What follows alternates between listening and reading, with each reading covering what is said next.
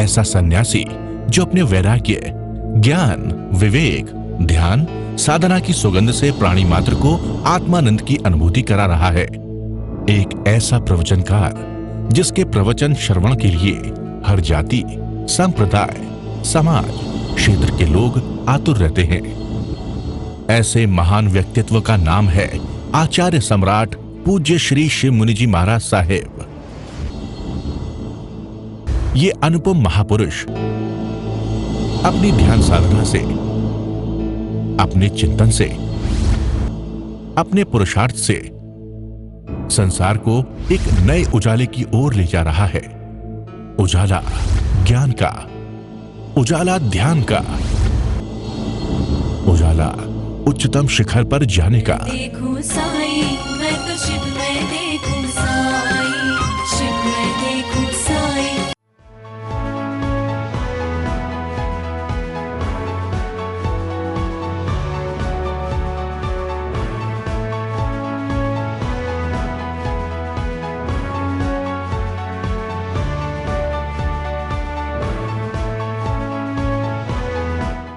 एक व्यक्ति प्रार्थना करता है कि मेरे परिवार में सब अच्छा हो, और जब अच्छा नहीं होता तो तुम प्रार्थना पर दोष देती हो कि मैंने प्रार्थना की, अच्छा नहीं हुआ। फल की चाहना जहाँ है, प्रार्थना नहीं है। केवल तुम प्रार्थना करो, जो तुम्हारे लिए उचित होगा वो हो जाएगा। अच्छा नहीं होना ये भी तुम्हारे लिए उत्तम है, क्योंकि वो कर्म काटने हैं उस व्यक्ति ने। कर्म जब तक नहीं कटेंगे, सारे कर्म प्रार्थना से हल नहीं होते, तो कुछ उसको कर्म काटने के लिए उसको दंड देना भी जरूरी होता है। धर्म कभी दंड भी देता है, धर्म कभी आपको धन भी देता है, कभी धर्म धन छीन लेता है कि आपको पता धर्म ठोकर भी लगाता है और धर्म रक्षा भी करता है। तो तुम्हारा अर्थ तुम प्रार्थना करो, प्रभु सबका भला हो, सबका मंगल हो, सबके मंगल में मेरा मंगल समाया हुआ है। चाहना नहीं, बस तुम करो, जो तुम्हारे लिए होगा हो जाएगा। तुम्हारे परिवार में कोई दुखी हो गया तो तुम्हारे मंगल का इफेक्ट नहीं है ये। देखो, दुख सुख तो अपने भाव से होते हैं, पर हमारी भावना है सब। देखिए, मेरी भावना है कि सारे संसार के लोग सुखी हो जाएं, तो क्या सुखी हो जाएंगे? सबका कर्म अपना अपना है। मैं क्या कर सकता हूँ? मेरी भावना है सबको भोजन मिले, मैं सबको भोजन दे सकता हूँ, पर मेरी भावना है मैं सबको भोजन नहीं दे सकता। प्रार्थना तो कर सकता हूँ कि भी सबको भोजन मिले। अच्छा, तुम प्रार्थना करो सब सुखी हो जाएं। सर्वे भवन्तु सुखिनः, सर्वे सन्तु निरामय, ऋषि मुनि कहते हैं। इसमें भी तुम्हारा मंगल है। जब तुम सबके मंगल की कामना करते तो तुम्हारा मंगल निश्चित होगा। और मंगल में सबके कर्म तो साथ साथ हैं। क्या भगवान महावीर सबको मोक्ष दे पाए? भगवान महावीर के 14,000 साधु थे और 700 केवल ज्ञानी हुए, बाकी क्यों नहीं हो पाए? सबका अपना अपना कर्म है। फिर इतने लोग तुम बैठे हो, भगवान की वाणी तो एक ही आ रही है, पर लेने वाला कितना गहराई से लेता है। यदि कोई गहरे जाएगा तो अपने आप समझ में आ जाएगा। समझे नहीं? प्यास पैदा करो, प्रार्थना करो, सबकी मंगल की कामना करो। और नहीं मंगल हुआ तो प्रार्थना का दोष नहीं है, तुम्हारा भी दोष नहीं है, उसके कर्म का दोष है। एक माँ सब बच्चों को बराबर पालन पोषण करती है, पर हर माँ के बच्चों के कर्म अलग अलग है। माँ क्या कर सकती है? माँ ने सबको पाला पोसा, भोजन दिया, पर माँ कर्म तो नहीं दे सकती। एक बच्चा विद्वान बन जाता है, एक बच्चा अनपढ़ रह जाता है, एक शैतान बन जाता है, एक साधु बन जाता है। तो माँ का क्या कसूर है? कर्म साथ में है, उसके पूर्व कर्म साथ आएंगे। तो बहुत चीज, तुम यहाँ आए हो भी तुम्हारा कोई पूरा कर्म का संयोग है, तभी इकट्ठे हुए हो। कुछ लोग जो आना चाहते थे नहीं आए, उनके कर्म खींच के ले गए, नहीं आने सके। ये साधना शुद्ध आत्मा की आराधना है। एक ही शब्द याद रखो, आत्मा। उठते बैठते सोते चलते फिरते खाते पीते मैं आत्मा हूँ। ये तो temporary for the time being. कोई मेरा कर्म था, मैंने उसको पूरा करना है। मैं पत्नी भी नहीं हूँ, मैं बेटी भी नहीं हूँ, ये केवल उदय कर्म का संयोग है। ये जाने वाला है, ठीक है, वो भी मुझे पूरा करना है, पर मैं केवल केवल केवल आत्मा हूँ। और मैं कोई आचार्य भी नहीं हूँ, मैं कोई शिव मुनि भी नहीं हूँ, मैं कोई गुरु भी नहीं हूँ, मैं केवल आत्मा हूँ। ये मेरा रोल है। जिस दिन रोल पूरा हो जाएगा शिव मुनि चला जाएगा, शिव मुनि की जगह कोई और आ जाएगा। हम उसको अपना मान लेते हैं, मैं शिव मुनि, मैं आचार्य, ये मेरी कुर्सी। ये कुर्सी कायम रहनी चाहिए, है कि नहीं? मेरी कुर्सी कायम रहनी चाहिए, मेरा अध्यक्ष पद कायम रहना चाहिए। ये अज्ञान है। अब तुम पति पत्नी बनी, हमेशा के लिए पति पत्नी बनोगे? संयोग है, क्या पता अगले जन्म में तुम्हारी पत्नी बन जाए और तुम पति नौकर बन जाओ किसी के, और बने, क्या पता। कितनी बार तुमने माँ भर के जन्म दिया बच्चों को, तुम्हारा बेटा तुम्हारा पति बन जाए, तुम्हारी माँ तुम्हारी नौकरानी बन जाए, नौकरानी तुम्हारी माँ बन जाए। ये शरीर है, क्या बोल। और तुम्हें पता है जब तुम आए हो पहले जन्म में क्या थे, किस घर से आए थे, कहाँ से आए थे, कुछ पता है? और जाओगे कहाँ जाओगे? फिर काहे का अहंकार, मैं करी जा रहे हो। जो तुम हो नहीं उसको अपना मान लिया, जो तुम हो उसको तो भूल गए। ये अज्ञान नहीं तो क्या? ये बहता पानी, ये देह मेरी है ही नहीं, छूटेगी, निश्चित छूटेगी। देखो जब आप बचपन में थे कैसा सुंदर चेहरा था, बाल्यावस्था बिगड़ी, प्रौढ़ावस्था आई, जवानी आई, बुढ़ापा आ गया। ये देह का गुणधर्म है, पर आत्मा को बुढ़ापा नहीं आता। आत्मा तो वैसी की वैसी है, जैसा कर्म करेगी आत्मा बदल जाएगी। यह है दृष्टा भाव। दृष्टा भाव बहन समझी? दृष्टा भाव जो जैसा स्वीकार कर लिया। भोजन आ गया तो खा लिया, नहीं आया तो कोई बात नहीं। हम बुलाते थे आ जाते थे, नहीं बुलाते थे बैठे रहते थे, कोई शिकायत ही नहीं जीवन में थी। जहां शिकायतों का अंत है वहां साधना शुरू होती है। तुम कितने शिविर कर लो, फिर तुम्हारा जीवन नहीं बदला तो कुछ बदला नहीं।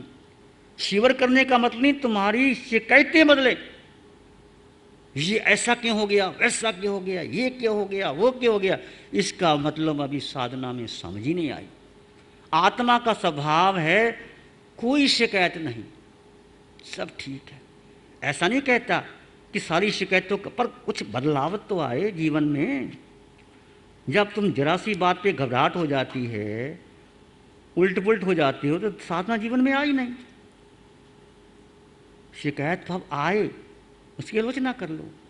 क्रिया प्रतिक्रिया जितनी कम होगी तुम साधना का लेवल तुम्हारा बढ़ता चला जाएगा। ये है साधना का रूट बल। यदि तुम्हारा जीवन नहीं बदला, अच्छा है शिविर करना, पर जीवन बदलना चाहिए। साधना तुम्हारे जीवन का रूपांतरण होना चाहिए। फिर भी क्रिया प्रतिक्रिया होती है। मैं नहीं कहता कि हम केवल ज्ञानी बन गए हैं, मेरे भी होती है, पर समझ में आता है क्या फर्क पड़ता है। आत्मा का स्वभाव दृष्टा भाव है।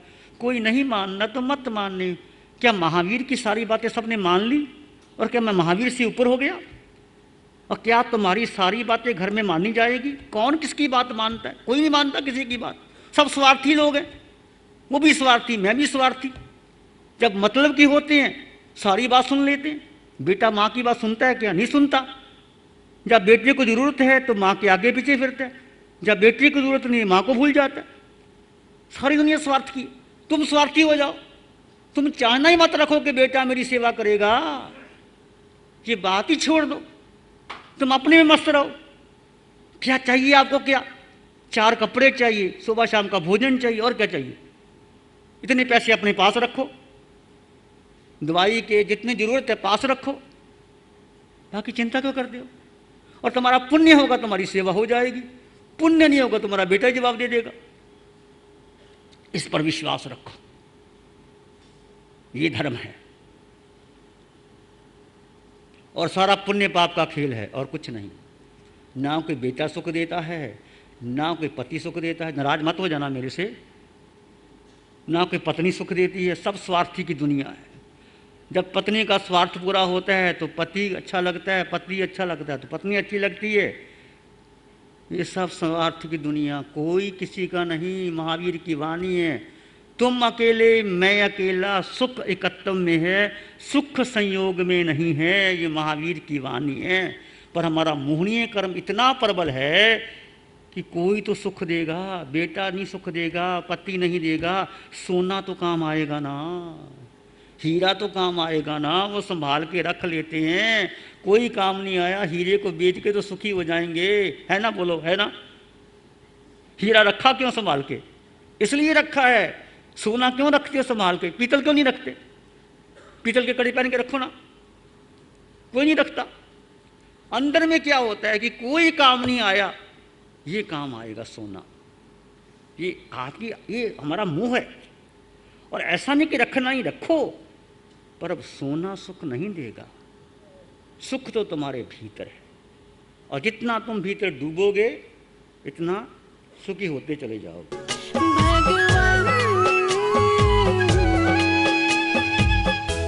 देखो भाई, जिस मार्ग से जो मिला है, एक कहता है भक्ति करनी चाहिए, भक्ति भी अच्छी है, स्वाध्याय भी अच्छा है। एक कहता है ध्यान करना चाहिए। अब आपकी रुचि किस में है? आप भक्ति करना चाहते हैं, भक्ति कर लो, स्वाध्याय करना है, स्वाध्याय कर लो, ध्यान करना है, ध्यान कर लो। जिसको जो रुचि है वो कर लो। पर आप देखिए, सभी तीर्थंकर भगवंतों ने ध्यान किया कि नहीं? ध्यान का मतलब आंखें बंद करना नहीं होता। ध्यान का मतलब है अपने स्वभाव में रहना। तुम भोजन करते भी ध्यान कर सकते हो, जैसे ड्राइविंग करते हुए भी तुम्हारा मन कहाँ रहता है? उस सीट पर रहता है, कुछ भी हो रहा है। ज्यों पनिहारी कुंभ न विसरे, नटवी नृत्य निधान। गांव में 3-3 घड़े ऊपर ले जा कर के वो 2 कोस जाती है, ध्यान कहाँ? घड़े में रहता है। यही सीखना है आप लोगों ने। ध्यान केवल एक तो प्रैक्टिस है, 24 घंटे ध्यान बढ़ेगा आपका, वो आपके साथ है। चलते हुए भी ध्यान, मैंने बोला यहाँ से चलो, शरीर चल रहा है, मैं आत्मा मात्र दृष्टा। दृष्टा का मतलब देखना, किससे? आंखों से नहीं, अपने भीतर। जानना और देखना आत्मा का निज गुण है। देखना जानने का, जब आप क्रिया प्रतिक्रिया, ये अच्छा ये बुरा, ये चाहिए नहीं चाहिए, ये मित्र ये शत्रु, ये कर्म का बंधन है। कोई गाली दे वो भी ठीक है, प्रशंसा करे वो भी ठीक है, ये है जानना और देखना। तुम्हें कोई गाली दे रहा है, कितना क्रोध आता है भीतर। कोई प्रशंसा करता है तो पुलक रोमांच होता है कि नहीं होता? तो कर्म का बंधन हो गया, क्योंकि आपने प्रतिक्रिया कर दी। Action and reaction are equal and opposite.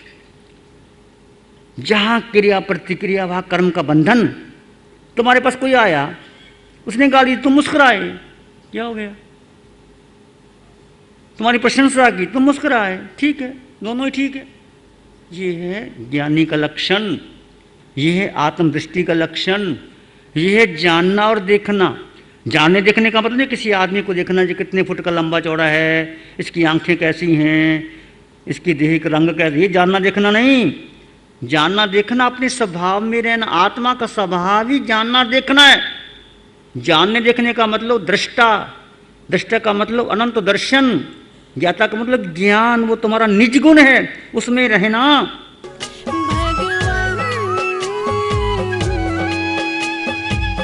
Guru Bhagwant art of living के बेसिक कोर्स किए, दीपक भाई की ज्ञान विधि की, दुनिया की जितने भी अच्छे अच्छे मोटिवेशनल स्पीकर है, Zig Ziglar, Sam Walton, Shiv Khera, सबकी किताबें पढ़ी। पर हमेशा एक चीज़ लगती थी, कुछ बाकी है। पता नहीं वो कुछ क्या है, पर कुछ ना कुछ अभी बाकी है जो मिलना है। मेरे को नहीं पता था कि वो यहाँ पे मिलेगा कि नहीं मिलेगा। बस प्रेशर से आए, सोचा 2 दिन में वापस से चले जाएंगे।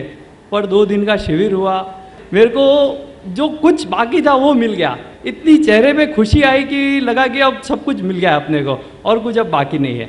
एक बाल बुद्धि से जो मैंने 3 चीज़ें सीखी है शिविर से, सबसे पहले ये सीखा है कि happiness is just a state of mind.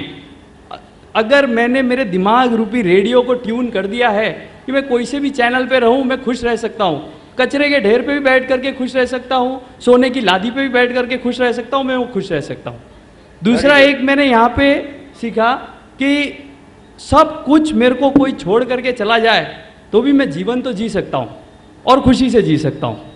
और तीसरा एक ये सीखा कि ध्यान, आत्मा का जो भोजन है वो ध्यान है।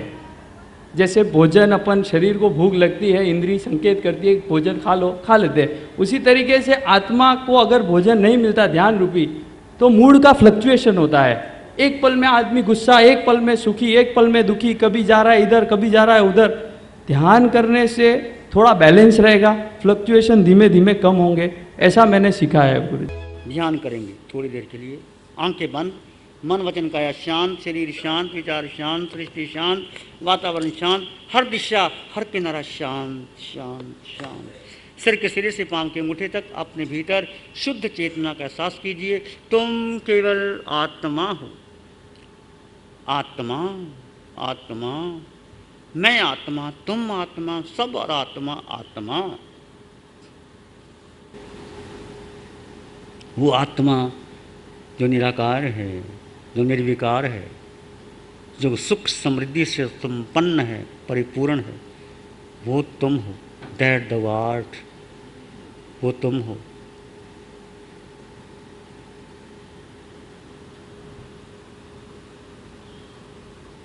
इसी में एक लंबा गहरा सांस लें, अरिहंत परमात्मा के चरणों में अनंत कृतज्ञता ज्ञापित करें। एक और लंबा गहरा सांस, अरिहंत परमात्मा के चरणों में नमन और वंदन। दोनों हाथों को आंखों पे ले जाएं, हल्का सा स्पर्श, धीरे से आंखें खोल सकते हैं। श्री चत्तारी मंगलम, अरहंता मंगलम, सिद्धा मंगलम, साहू मंगलम, केवली त्वानातो धम्मो मंगलम। चत्तारी लोग उत्तमा, अरहंता लोग उत्तमा, सिद्धा लोग उत्तमा, साहू लोग उत्तमा, केवली त्वानातो धम्मो लोग उत्तमा। चत्तारी शरणं पवज्जामि, अरहन्ते शरणं पवज्जामि, सिद्धे शरणं पवज्जामि, साहू शरणं पवज्जामि, केवली प्रणतं धम्मं शरणं पवज्जामि। चारे शरण दुख हरण जगत में, और न कोई होगा जो भव्य प्राणी, उसका अजर अमर, उसका सदा ही मंगल।